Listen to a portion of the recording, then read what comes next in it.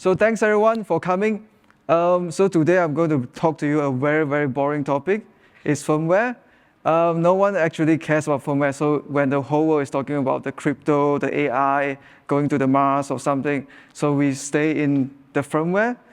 So it's a very boring. So it still have time if you want to leave now, but if not, buckle up. I'm going to go down the rabbit hole with you. So be prepared. Okay, so what is firmware?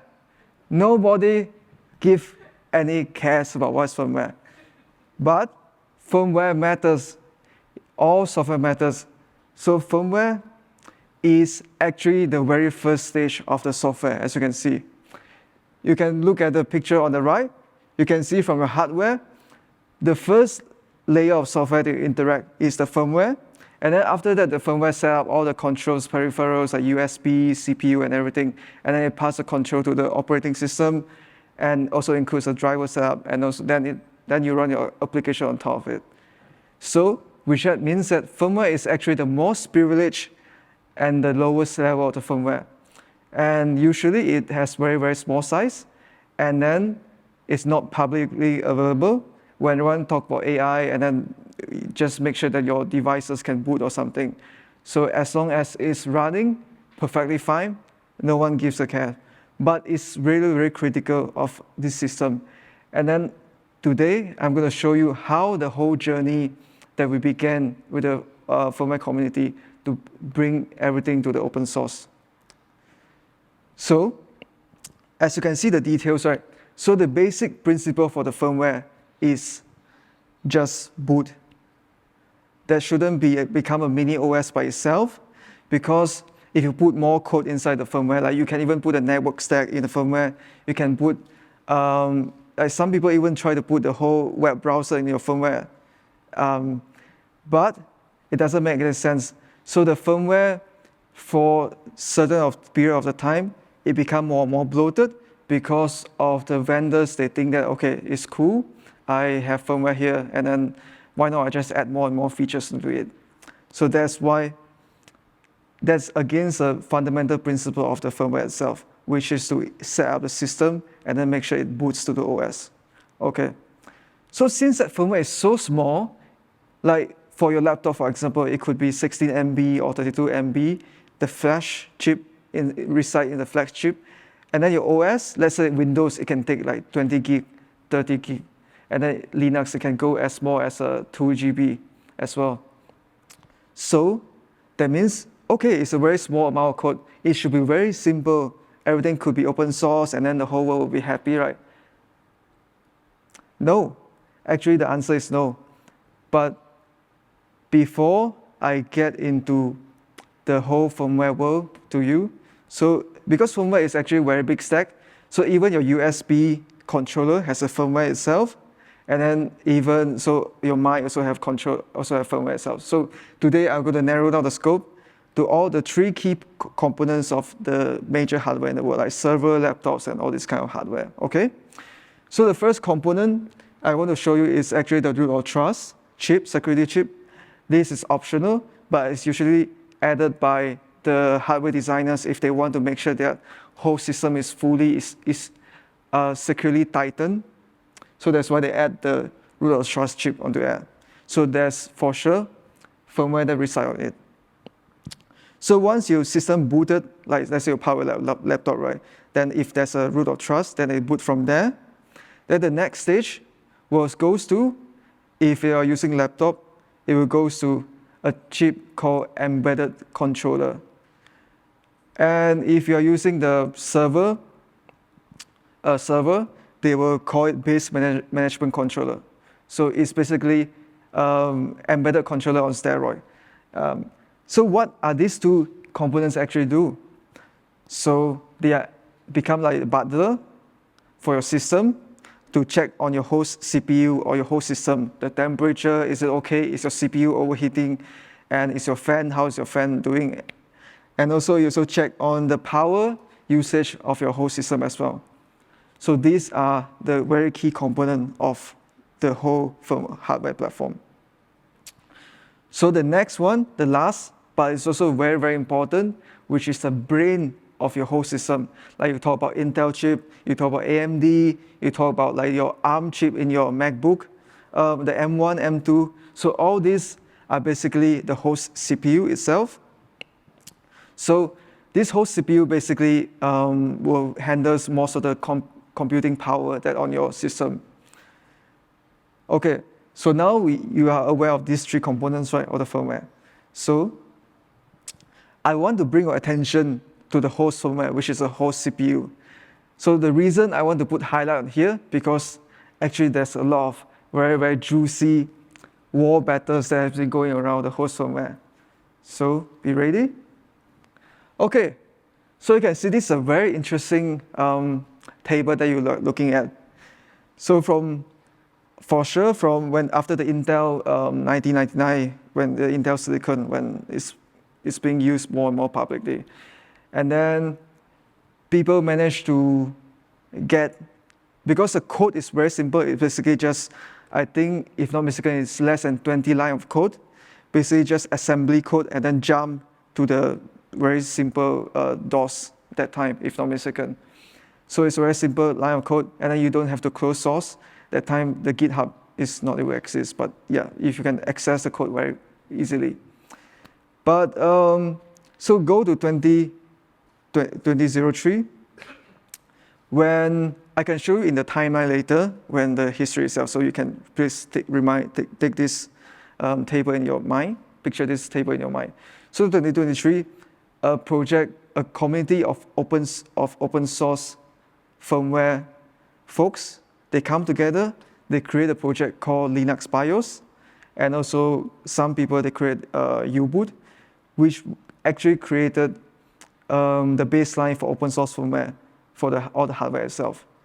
So U-boot is mainly focused on ARM ecosystem, and then Linux BIOS is mainly focused on x86, which is like Intel and AMD.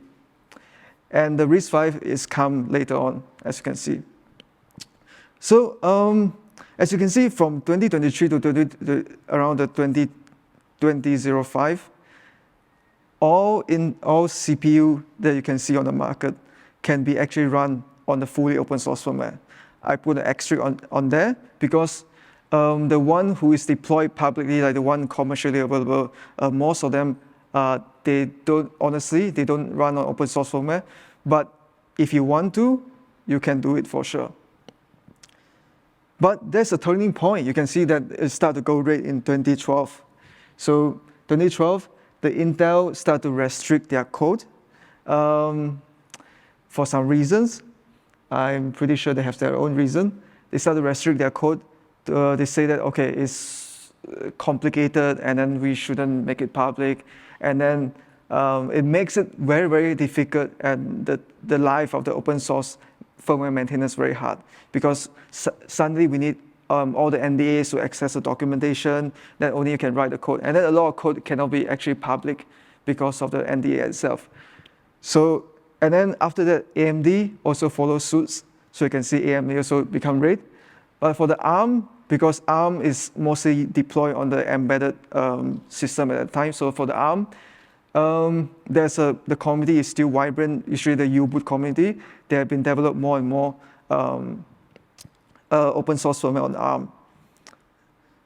But then later on, 2012 and then 2023, so you can see that it's a back and forth. It's a constant tug of war between the open source community and the silicon vendor itself. So although you can see in 2023, the ARM and RISC-V is in green, hooray, it's in green. But actually, these are not running on the mainstream product. I'm sorry to say, but it's not. Like if you have a Windows on ARM laptop, it's running on the closed source code. It's very bad. And then if you have the RISC-V, because RISC-V is now started, so there's also a few back and forth battles. Like we try to win over the vendors to make sure that they are using open source firmware, or they open source all their firmware on their website. So it's very frustrated. But after you take this picture, let me go into the timeline of the history in picture. So in you can see from 1999, just now I said, right? So the community, the open source firmware project started, which is Linux BIOS, and then the U-boot started to come together. And 2028, the Linux BIOS renamed to coreboot, and then, okay, sorry, I messed up the year a bit. But actually, the Intel releases Tiano, which is also open source that came before. And then later on, I think if you're actually working for the firmware, you might know something called EFI or UFI. So this, the specification that unite, create a standard for, a base standard for the firmware is created in 26. And later on, you can see I bold it in black, which is 2012.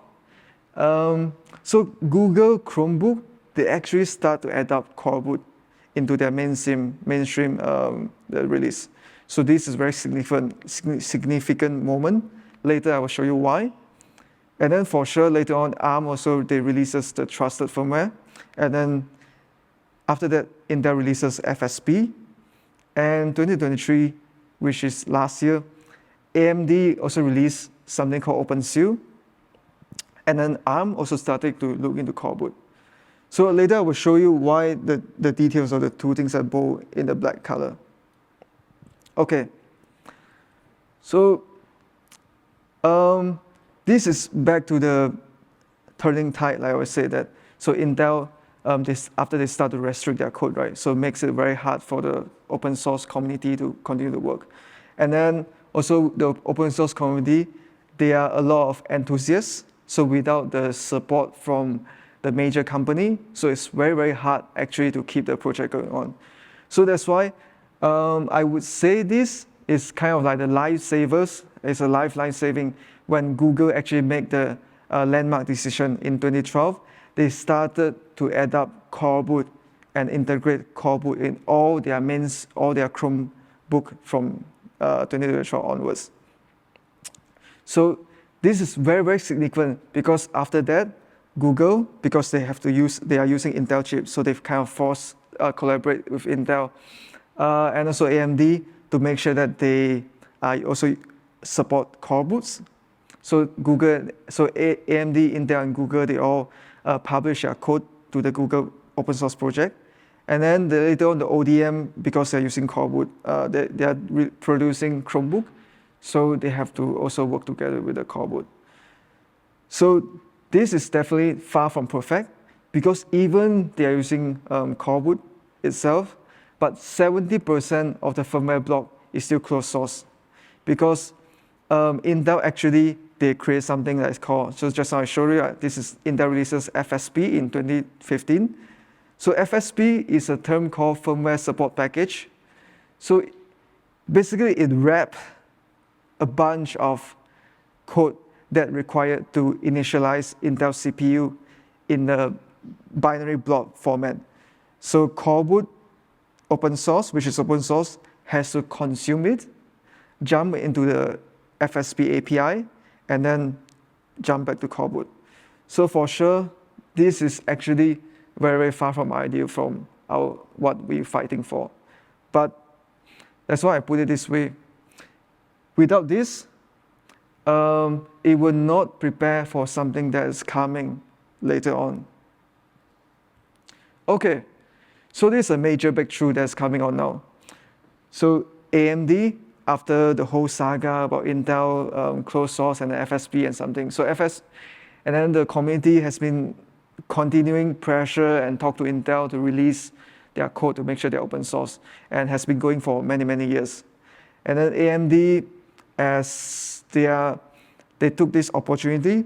So last year itself, AMD, they released a project.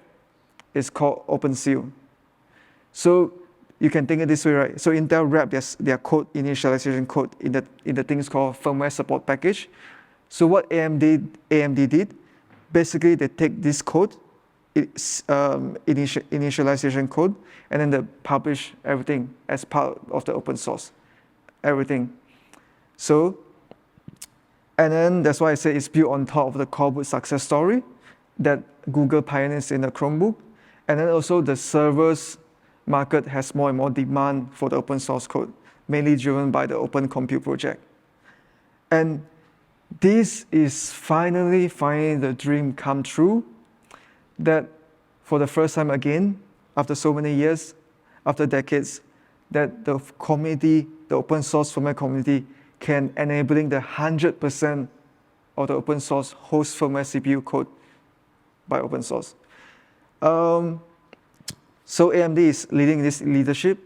For now, this AMD OpenShield is still under POC, that means proof of concept.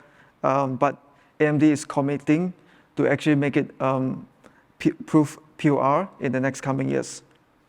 So you can see, right, this is not easy as it seems. There's a lot of commitment and then a lot of discussion from the industry.